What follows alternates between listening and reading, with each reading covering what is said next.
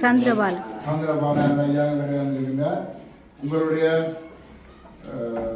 வாசிப்பு திறன் எழுத்து என்பவற்றை ஊக்குவிப்பதற்காகவும் உங்களுடைய கற்றலுக்கு ஒரு சின்ன ஒரு உதவியை செய்யுமாகவும் இன்றைய தினம் இந்த பாடத்தினுடைய பாடசாலைக்கு சந்திரபாலன் ஐயா வந்திருக்கிறார்கள்.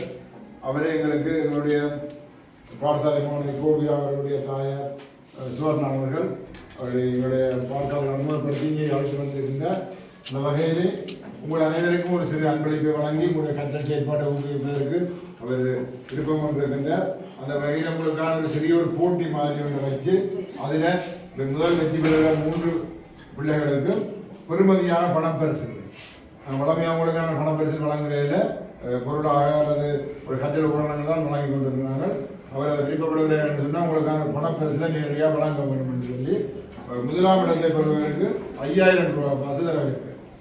அதே நேரம் முதலாம் இடம் 2ஆம் இடம் 3ஆம் இடம் ஆகிய இடங்களுக்கு 5000 ரூபாய் வீதமும் ஏனைய மாணவர்களுக்கு பங்களிப்பு செய்து இந்த கட்டுரை நீங்கள் மிக சிறப்பாக எழுதுறவங்களுக்கு ஒரு 1000 ரூபாய் வீதமும் உங்களுக்கு அந்த பணப்பரிசிலை நேரடியாக தங்கள் கையாலேயே வழங்க இருக்கின்ற நீங்கள் அதை மனதில் வைத்துக்கொண்டு மிக நேர்த்தியாக உங்களுடைய கட்டுரை தானே உங்களுடைய கட்டுரை அமைய வேண்டும். அது என்னென்ன மாதிரி அமைய வேண்டும் நீங்கள் டீச்சர் சொல்லியிருப்போம்.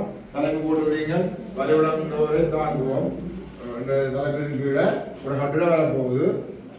கிட்டத்தட்ட அரை பக்கத்துக்கு நீங்கள் வர வேணும். சொன்னீங்க 10 வாக்கியம் இருக்கணும். 10 வாக்கியங்கள் வர வேணும்.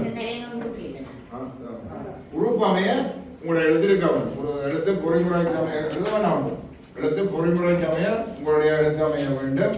அதை விட தமிழ் மொழியில் உள்ள அந்த குற்று போடுறது கம்ம போடுறது ஆச்சரியக்குரிய கேள்விக்குரிய எல்லாம் போட்டு அந்த குறியோட சரியான பொறிமுறை கூட எழுதியிருக்க வேண்டும்.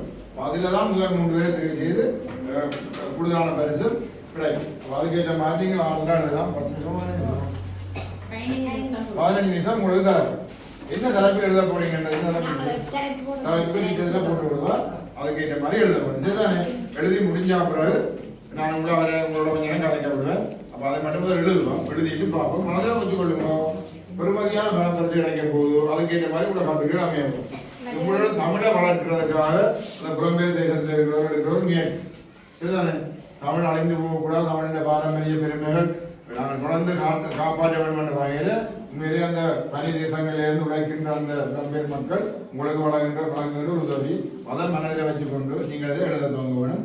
அது தானே 15 சமதியை நாங்கள் வாங்கிட்டு ஐயா கூட 2-3 வார்த்தைகள் அதை எழுத துவங்கணும். சரிதானே?